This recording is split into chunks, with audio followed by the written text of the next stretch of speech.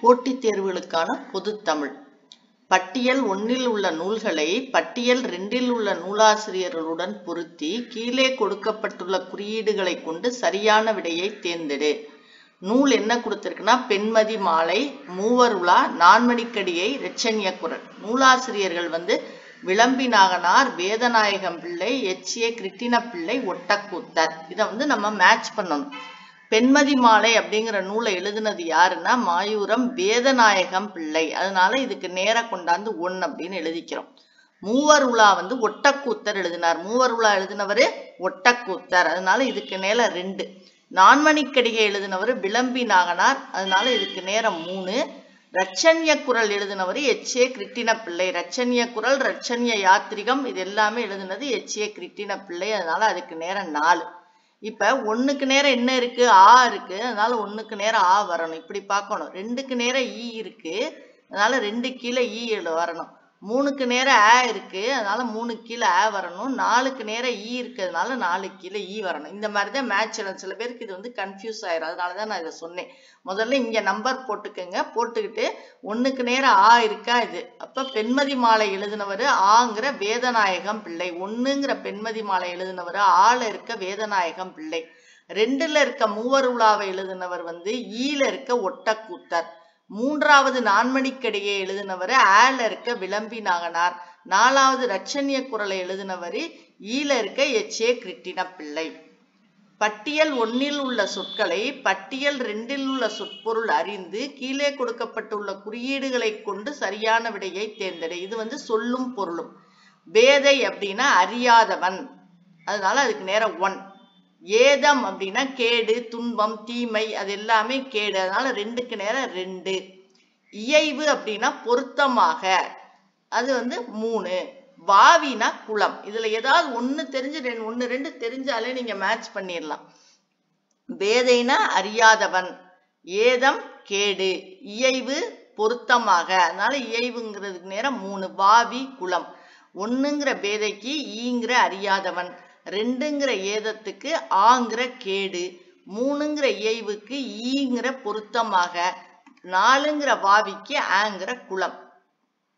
பட்டியல் 1 உள்ள நூல்களை பட்டியல் 2 உள்ள நூலாசிரியர்களுடன் பொருத்தி கீழே கொடுக்கப்பட்டுள்ள குறியீடுகளை கொண்டு சரியான விடையை தேர்ந்தெடு.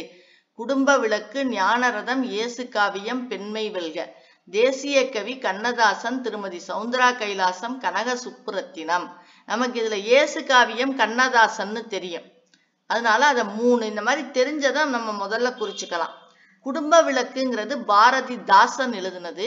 ஆனா இங்க பாரதிதாசன் கொடுக்கல. அவருடைய இன்னொரு பேரான கனக சுப்புரத்தினம், அவருடைய இயற்பெயரான கனக சுப்புரத்தினம் கொடுத்திருக்கு. அதனால குடும்ப விளக்குங்கிறத 1ங்கிற குடும்ப விளக்கு எழுதினவர் ஈங்கிற கனக சுப்புரத்தினம். அதனால 1க்கு நேரம் ஈ. ஞானரதம், ஞானரதத்தை எழுதினவர் பாரதியார். ஆனா பாரதியார்னு நேரடி பெயர் கொடுக்காம அவருடைய பட்ட விருது பெயரான தேசிய கவின்னு கொடுத்திருக்கு. யார் பாரதி? அவர் ஒரு தேசிய கவி. இங்க தேசிய கவிங்கிறது பாரதியாரை குறிக்குது. அதனால 2ங்கிற ஞானரதம் அப்படிங்கிற நூலை எழுதினவர் ஆல கொடுத்திருக்க தேசிய கவி. அதனால 2க்கு நேரம் ஆ. இயேசு காவியம் 3ங்கிற இயேசு காவியம் நூல் எழுதினவர் ஆங்கிற கண்ணதாசன். அதனால 3க்கு ஆ. 4ங்கிற இடத்துல இருக்க பெண்மை வெல்கங்கிற நூல் எழுதினவர் ஈங்கிற இடத்துல இருக்க திருமதி சவுந்தரா கைலாசம். அதனால 4க்கு நேரம் ஈ. குடும்ப விளக்கு எழுதினவர் கனக சுப்புரத்தினம் என்ற பாரதிதாசன். ஞானரதம் எழுதினவர் தேசிய கவி பாரதி. இயேசு காவியம் எழுதினவர் கண்ணதாசன். பெண்மை வெல்கன் எழுதினது சவுந்தரா கைலாசம். பிரபஞ்சன் நிறைய பேர் இந்த தலைப்புல எழுதியிருக்காங்க. அதனால இது 3 போக இன்னொன்னு நமக்கு விட்டு போனது திருமதி சவுந்தரா கைலாசம். அதனால அதை போட்டிருக்கோம். பட்டியல் 1 உள்ள சொற்களை பட்டியல் 2 உள்ள சொற்பொருள் அறிந்து கீழே கொடுக்கப்பட்டுள்ள குறியீடுகளை கொண்டு சரியான விடையை தேர்ந்தெடுக. பட்டியல் 1 சொல் அவா, அவலம், வெகுளி, மாறி. பட்டியல் 2 பொருள் கோபம், ஆசை, துன்பம், மழை. அவா அப்படின்னா ஆசை. நலம் நலமறிய அவா அப்படிங்கிறோம்ல ஆசை. அவலம் அப்படின்னா துன்பம்.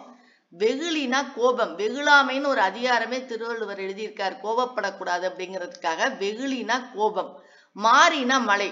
மும்மாரி பெய்யுதா அப்படின்னு சொல்றோம்ல. 3 பருவங்கள் மழை இருக்கா அப்படின்னு கேட்கறது மும்மாரி பொழியுதான். மாறினா மழை.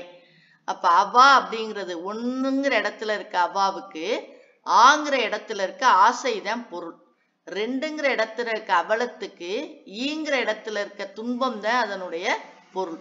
3ங்கிற நம்பர்ல இருக்க வெகுளிக்கு ஆங்கிற இடத்துல இருக்க கோபம் தான் அதனுடைய ஆன்சர். 4ங்கிற இடத்துல இருக்க மாரிக்கு ஈங்கிற இடத்துல இருக்க மழை தான். இப்படி நேரமும் வரலாம். ஏற்கனவே ஒன்று இதே மாதிரி நேரம் வந்துச்சுல, அதே மாதிரி நேரையும் வரலாம். அதனால நம்ம கன்ஃபியூஸ் ஆகக்கூடாது. மாரிக்கு மழை, அவா ஆசை, அவலம் துன்பம், வெகுளி கோபம், மாரி மழை. பட்டியல் 1ல் உள்ள சொற்களை பட்டியல் 2ல் உள்ள சொற்பொருள் அறிந்து கீழே கொடுக்கப்பட்டுள்ள குறியீடுகளை கொண்டு சரியான விடையை தேர்ந்தெடு. நரை, நரைனா தேன். மாடு செல்வம், மாடல்ல மற்றையவை அப்படிம்பாரு, அதுதான் செல்வம் அப்படிம்பாரு திருவள்ளுவர். கல்வி ஒருவனுக்கு மாடல்ல மற்றையவை. இந்த மாடு அப்படின்னா செல்வம். படை அப்படின்னா அடுக்குன்னு ஒரு பொருள் இருக்கு. அதாவது கல்லெல்லாம் அடுக்கி வச்சோம்னா அது மாதிரி அது வந்து படை அப்படின்னு சொல்லலாம். அடுக்கடுக்கா வர்றத படைன்னு ஒரு பொருள் இருக்கு. படைங்கிறதுக்கு அடுக்குன்னு ஒரு பொருள் இருக்கு. படைனா நம்ம சேனை அதெல்லாம் சொல்லுவோம். ஆனா அடுக்குன்னு ஒரு பொருள் இருக்கு. தாபனம் அப்படின்னா பிரதிஷ்டை. அதாவது ஸ்தாபனம் பண்றோம், ஒரு இதை ஸ்தாபனம் பண்றோம்னா பிரதிஷ்டை பண்றோம். பாத்தீங்களா, அந்த வடமொழி எழுத்து எழுதியிருக்காங்க. ஸ்தாபனம் பண்ணா பிரதிஷ்டைன்னு அர்த்தம். அதனால தாபனம் அப்படின்னா பிரதிஷ்டை. பிரதிஷ்டையை பிரதிஷ்டைன்னு எழுதியிருக்கா. ஸ்தாபனத்தை தாபனம். ஒரு ஸ்தாபனம் பண்றோம், ஒரு சிலையை வந்து ஸ்தாபனம் பண்றோம்னா சிலையை பிரதிஷ்டை பண்றோம்னு அர்த்தம். அப்ப 1ங்கிற நரைக்கு ஈங்கிற தேர்ந்த ஆன்சர். 2ங்கிற மாடுக்கு ஈங்கிற செல்வம். 3ங்கிற படைக்கு ஆங்கிற அடுக்கு. 4ங்கிற தாபனத்துக்கு இடத்துல இருக்க பிரதிஷ்டை. நரை தேன், மாடு செல்வம், படை அடுக்கு, ஸ்தாபனம் பிரதிஷ்டை. இது பொறுத்துக. அடுத்து இயற்கை ஓவியம் என போற்றப்படும் நூல் 10 பாட்டு. இந்த இயற்கை ஓவியம், இயற்கை இன்பக்களம், இயற்கை வாழ்வியல் தான் திருக்குறள். இந்த மாதிரி நிறைய இருக்கு இயற்கைன்னு வர்றதுல. இப்ப நம்ம வர்றது நீங்க குறிச்சு படிச்சுக்குங்க. இயற்கை ஓவியம்னு எந்த நூலை சொல்லுவாங்கன்னா 10 பாட்டுக்கு பேர் தான் வந்து இயற்கை ஓவியம். பொய்யில் புலவர் யாரு? எல்லாருக்கும் தெரியும், திருவள்ளுவர். திருவள்ளுவர் தான் பொய்யா புலவர், பொய்யில் புலவர் எல்லாம் திருவள்ளுவர் தான். அதாவது பொய்யே சொல்லாத புலவர், பொய்யில் புலவர், இல்லாத புலவர். இயற்கை ஓவியம்ங்கிறது 10 பாட்டு. பொய்யில் புலவர் திருவள்ளுவர். கப்பலோட்டிய தமிழன் வ.உ. சிதம்பரனார். இயற்கை இன்பக்களம் அப்படிங்கிற நூல் எதுனா கலித்தொகை. அதாவது நான் சொன்ன இயற்கை ஓவியம் அப்படிங்கிறது 10 பாட்டுக்கள் கொண்டது ஓவியம், இயற்கை ஓவியம். இயற்கை இன்பக்களம் போட்டு மாதிரி அது வந்து கலித்தொகை. இயற்கை இன்பக்களம் வந்து கலித்தொகை. சென்னாப்போதார் திருவள்ளுவர். சென்னாப்போதார் என்ற அடைமொழியால் குறிக்க பெறுபவர் திருவள்ளுவர். திருவள்ளுவருக்கு இன்னொரு பேர் என்ன பார்த்தோம் நம்ம? பொய்யில் புலவர். பொய்யில் புலவர்னாலும் திருவள்ளுவர் தான், சென்னாப்போதார்னாலும் அவரும் திருவள்ளுவர் தான். இனி வர்றது பூரா பிரித்து எழுதுக. நிற்பதொன்றில் இது எப்படி பிரிக்கலாம்னா நிற்பது பிளஸ் 1 பிளஸ் இல் இப்படி பிரிக்கணும். நிற்பது பிளஸ் 1 பிளஸ் இல் அந்த மாதிரி பிரிக்கணும். பிரித்து எழுதுகளை நிற்பதொன்றில். அது வல்லது ஊதியம். பிரித்தெழுதுக அது வல்லது ஊதியம். அது பிளஸ் அல்லது பிளஸ் ஊதியம். இந்த தோவை வந்து தூவும் ஓவமா பிரிச்சிருக்கா பாருங்க. நிற்பதொன்றில் வந்து இந்த தூவை நிற்பதொன்றில் இந்த தோருக்கு பார்த்தீங்களா, இதை வந்து தூவும் ஓவமா பிரிச்சிருக்காங்க. அப்ப நிற்பது பிளஸ் 1ன்னு வந்துடும். இந்த இடத்துல இந்த ரூவை வந்து ரூவாவும் ஈயாயும் பிரிச்சிருக்காங்க. இதுதான் மொத்தத்துல நிற்பது ஒன்றில். அது வல்லது ஊதியம்க்கு அது இந்த வே என்னவா மாறிடுச்சு? ஆன்னு மாறிடுச்சு. அல்லது இது வந்து என்னவா மாறிடுச்சுன்னா தூவாவும் ஊவாவும் பிரிச்சு சேர்த்துட்டாங்க. இந்த தூவை வந்து தூவாவும் ஊவாவும் பிரிச்சு அது பிளஸ் அல்லது பிளஸ் ஊதியம். அது பிளஸ் அல்லது பிளஸ் ஊதியம். நிற்பது பிளஸ் 1 பிளஸ் இல்லுன்னு வரும். இது வந்து அது பிளஸ் அல்லது பிளஸ் ஊதியம் அப்படின்னு வரும். அடுத்து மட்களத்துள். மட்களத்துள் அப்படிங்கிறது வந்து மண் பிளஸ் களத்து பிளஸ் உள். இந்த மட்டு இட்டு வந்து என்னவா மாறிடும்னா இன்னா மாறிடும். இந்த இட்டு வந்து இன்னா மாறிடும். பிளஸ் களத்தோட ஒரு உள் சேர்த்துக்கணும்.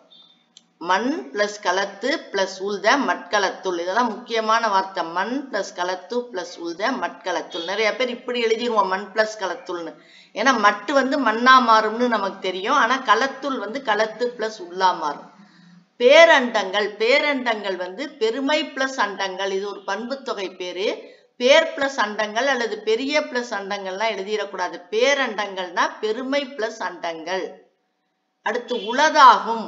உளது பிளஸ் ஆகும். உளதாகும் வந்து என்னவா வரும்? உளது பிளஸ் ஆகும். இந்த தா வந்து தூவாவும் ஆவாவும் மாறிடும். இந்த தா உளது பிளஸ் ஆகும். இதான் உளதாகும். நிற்பதொன்றில் என்னது? நிற்பது பிளஸ் ஒன்று பிளஸ் இல். அது வல்லது ஊதியம். அது பிளஸ் அல்லது பிளஸ் ஊதியம். மட்களத்துள் மண் பிளஸ் களத்து பிளஸ் உள். பேரண்டங்கள் பெருமை கூட்டல் அண்டங்கள். உளதாகும் உளது கூட்டலாகும். இது வந்து பிரித்தெழுது. இதுல வந்து நம்ம வந்து 5 பிரித்தெழுதுக நம்ம பார்த்திருக்கோம். 5 பொறுத்துக பார்த்திருக்கோம். 5 பிரித்தெழுதுக பார்த்திருக்கோம். அடுத்து எதிர்ச்சொல் தருக. வீரன். வீரனுக்கு எதிர்ச்சொல் கோழை. வீரன்னா வெற்றியாளன் வராது. பயமுள்ளவன் சரியான வார்த்தை கிடையாது. அர்த்தம் கோழைக்கு அர்த்தம் பயமுள்ளவன் தான். ஆனா வீரனோட எதிர்ச்சொல் ஆப்போசிட் வந்து கோழை. அது மாதிரி போற்றி அப்படின்னா வாழ்த்தி பெருமைப்படுத்தி. பெருமைலாம் இதனுடைய அர்த்தங்கள். போற்றினா தூற்றுறது திட்டுறது. தூற்றி. போற்றிக்கு எதிர்ச்சொல் வந்து தூற்றி. அது மாதிரி சில இதுக்கு நமக்கு அர்த்தத்தை இது பண்ணி பண்ண தெரியும். ஆனா இப்ப வீரன்னு பாத்தீங்கன்னா வெற்றியாளன் மறவன்லாம் அதனுடைய ரிலேட்டட் வச்சு அது வராது. ஆனா பயமுள்ளவன்னு வரலாம், கோழை வரலாம். ஆனா கோழை தான் சரியான எதிர்ச்சொல். இந்த போற்றியில பார்த்தா வாழ்த்தி பெருமைப்படுத்தி பெருமை நிச்சயம் வராதுன்னு தெரியும். அதனால தூற்றி. எதிர்ச்சொல் அரிது. அரிது அப்படின்னா ரொம்ப கஷ்டம். அப்ப எளிதுன்னா ரொம்ப ஈஸி. அதுதான். பெரிதுனாதான் சிறிது வரும். இது அரிது அப்படின்னா டிஃபிகல்ட்டா இருக்கு. அப்ப வந்து அதுக்கு ஆப்போசிட் வந்து எளிது.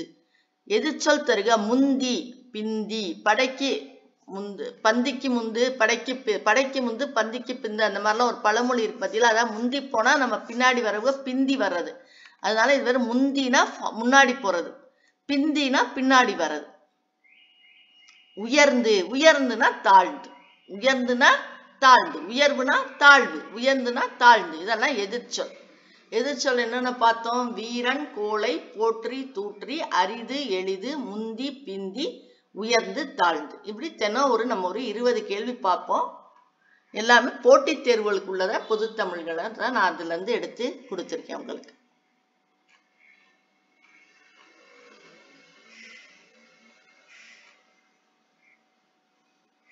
நன்றி.